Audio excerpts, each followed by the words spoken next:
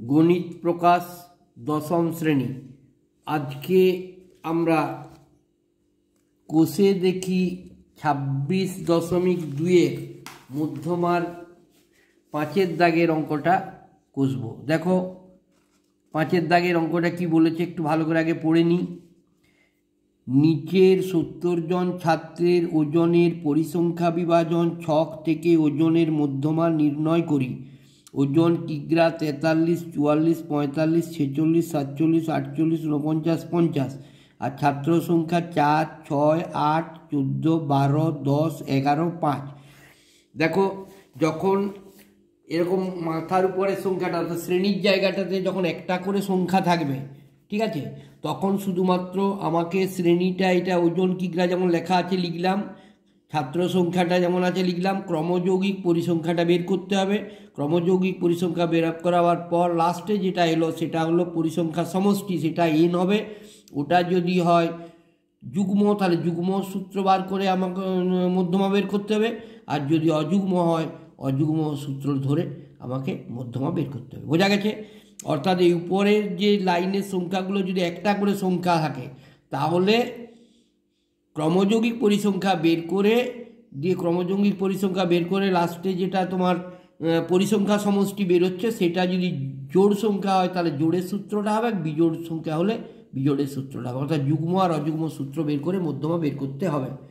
ঠিক আছে, দেখো কিভাবে করছি। দেখো কতটা? 5-এরটা কোষে দেখি 26.2 5-এরটা। দেখো ওজন কিগ্রা, ওজন কিগ্রা একটা আছে, আর কি আছে দেখো ওজন কিগ্রা ছাত্র সংখ্যা, ছাত্র সংখ্যা। ঠিক আছে, এবার আমাকে বের করতে হবে ক্রমযৌগিক পরিসংখ্যা। ক্রমযৌগিক পরিসংখ্যা ক্ষুদ্রতর সূচক। ঠিক আছে, এবারে দেখো কি কি দেওয়া আছে। 1, 2, 3, 4, 5, 6, 7, 8টা লাইন আছে। দেখো 1, 2, 3, 4, 5, 6, 7, 8, 8টা লাইন লিখে নিলাম। দেখো ওজন কিগ্রা কেমন দেওয়া আছে দেখো 43, 43, 44, 45, 46, 47, 48, 49, 50। ঠিক আছে, ছাত্র সংখ্যা দেওয়া আছে দেখো 4, 6, 8, 14, 12, 10, 11, 5। ক্রমযৌগিক পরিসংখ্যাটা ক্ষুদ্রতর সূচক কীভাবে বের করতে? প্রথমেরটা যেটা আছে সেটাই 4-এর 4, এটা 6 যুক্ত 4 সমান 6 আর 4 10 হলো। এবার 10 যুক্ত 8 সমান 10 আর 8 18 হলো। এবারে 18 যুক্ত 14 সমান হচ্ছে কত? 18 আর 14 দিয়ে যোগ করে কত পেলাম? 18 আর 14 হচ্ছে তোমার 32। ঠিক আছে, এবারে 32 যুক্ত 12 সমান দেখো 32 যুক্ত 12 তোমার হচ্ছে 44। বোঝা গেছে? 44 যুক্ত 10 সমান হচ্ছে 54। 54 যুক্ত 11 সমান হচ্ছে 65। আবার 65 যুক্ত 5 সমান হচ্ছে 70। এই 70টা হয়ে গেল এন। বোঝা গেছে? তাহলে এটা 70টা কি জোড় সংখ্যা, তার মানে যুগ্ম। তাহলে আমাকে যুগ্ম সূত্র বের করে মধ্যমাটা বের করতে হবে। অতএব মধ্যমা, মধ্যমা সমান কি সূত্র যুগ্মর? n/2 তম মান যুক্ত n/2 + 1 তম মান বাই 2। দেখো n মানে কত হয়েছে? n মানে হচ্ছে 70, তাহলে 70/2 তম মান যুক্ত 70/2 যুক্ত 1 তম মান বাই 2 সমান দেখো এটা কত হচ্ছে? 35তম মান। একবারে করে দিচ্ছি 35তম মান যুক্ত 36তম মান, 35তম মান যুক্ত 36তম মান বাই 2।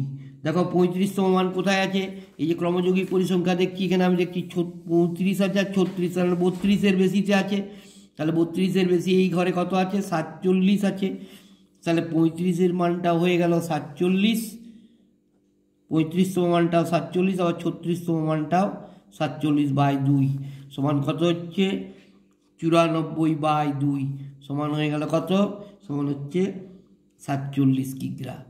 অতএব মধ্যমা হয়ে গেল কত 47 কিগ্রা। বোঝা গেছে? দেখে নাও। ঠিক একইভাবে পরেরটাও হবে। পরের অঙ্কটা দেখো, আগে পড়ো কি বলেছে দেখে নাও একটু আগে। দেখো পরের অঙ্কটা কি বলেছে একটু পড়ে নিয়ে যাই। 6 দাগেরটা, নলের ব্যাসের দৈর্ঘ্যের মিলিমিটার পরিসংখ্যা বিভাজন ছক থেকে ব্যাসের দৈর্ঘ্য মধ্যমা নির্ণয় করি। ব্যাসের দৈর্ঘ্য মিলিমিটারে আছে 18, 19, 20, 21, 22, 23, 24, 25, পরিসংখ্যা 3, 4, 10, 15, 25, 13, 6, 4। ওই একই নিয়মে করব আমি। দেখো 6টা, তাহলে প্রথমে ব্যাসের দৈর্ঘ্য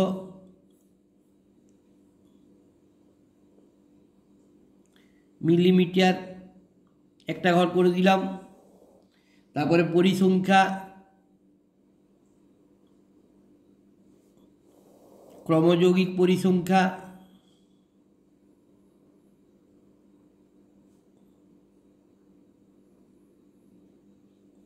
ক্ষুদ্রতর সূচক।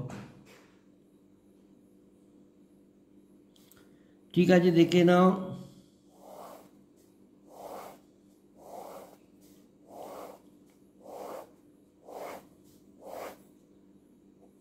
তাহলে ব্যাসের দৈর্ঘ্য কত কত দেওয়া আছে দেখো, 18, 19, 20, 21, 22, 23, 24, 25।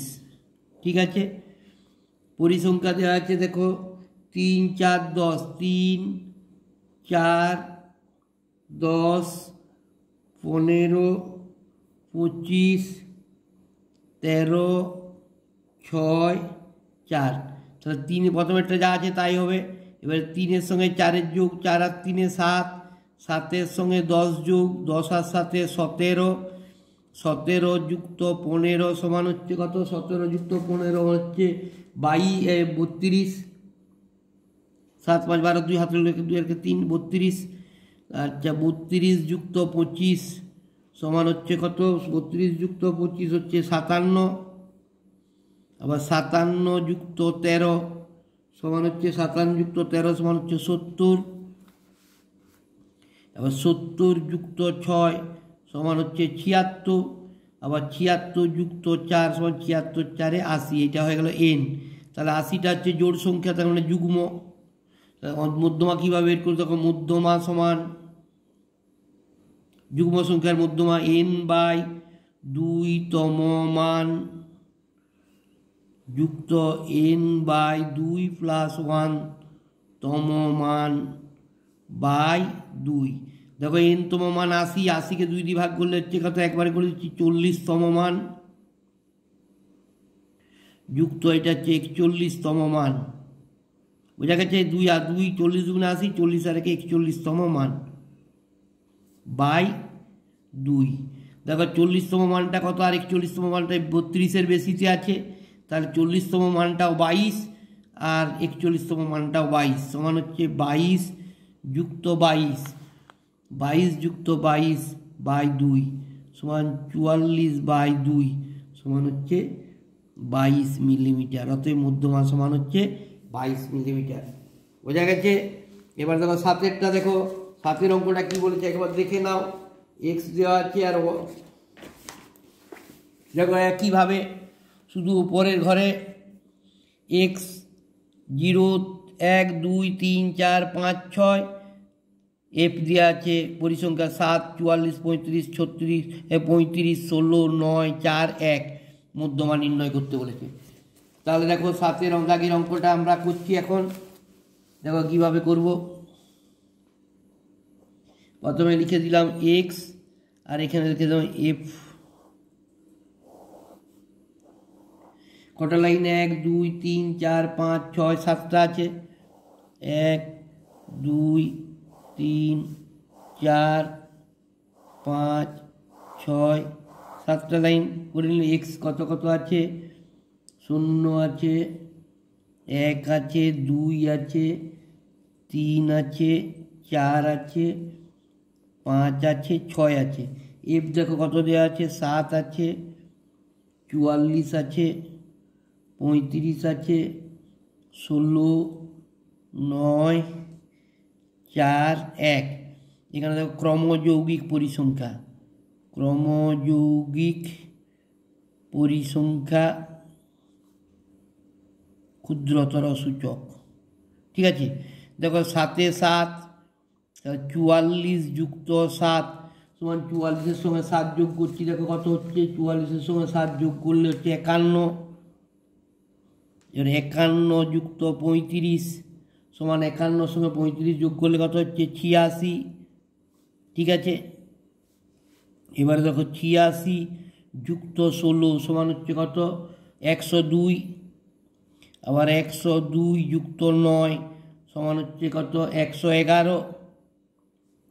আবার 111 যুক্ত 4 সমান হচ্ছে 115। আর 115 যুক্ত 1 সমান হচ্ছে 116। দেখো 116টাও জোড় সংখ্যা, n সমান 116, তার মানে যুগ্ম সূত্র হবে। অতএব মধ্যমা সমান n/2তম মান যুক্ত n/2 প্লাস 1তম মান বাই 2। দেখো n তম মান কত হয়েছে? 116। তাহলে 116-র অর্ধেক কত হয়ে গেল? তাহলে 116-র অর্ধেক হলো 56, এই 58। তাহলে 58তম মান যুক্ত এটা 58 আর 59, 59তম মান বাই 2। দেখো 58তম মানটা কত? 2। এখানে দেখো 58 কোথায় আছে? 51-র বেশিতে আছে, তাহলে 58তম মানটা হচ্ছে 2। তাহলে 2 যুক্ত 2/2 সমান হচ্ছে কত? 4/2 সমান 2। এটি হয়ে গেল উত্তর। অতএব মধ্যমা সমান 2। আশা করি বুঝতে পেরেছ। দেখো ঠিকভাবে করে যাবে। ক্রমযৌগিক পরিসংখ্যা বের করার নিয়ম হচ্ছে প্রথমে পরিসংখ্যা যেটা দেওয়া থাকবে সেটাই হবে, তারপর একটার সঙ্গে এটার নিচেরটা এটা যোগ, এটার সঙ্গে এটা যোগ, এটার সঙ্গে এটা যোগ, এটার সঙ্গে এটা যোগ দিয়ে টোটাল যোগ করে করে লাস্টে যেটা পেলাম সেটা হবে এন। এনটা যদি যুগ্ম হয় তাহলে হচ্ছে যুগ্ম সূত্রটা মধ্যমা বার করব, আর যদি অযুগ্ম হয় তাহলে অযুগ্ম সূত্র বার করে মধ্যমাটা বের করব। কিন্তু কখন করব এটা? শুধুমাত্র যখন বক্স আকারে অঙ্কটা থাকবে এবং উপরের শ্রেণীটাতে একটা করে সংখ্যা থাকবে। ধন্যবাদ, আশা করি বুঝতে পেরেছ। দেখে যাও, ফলো করো, দেখো সব বুঝতে পারবে।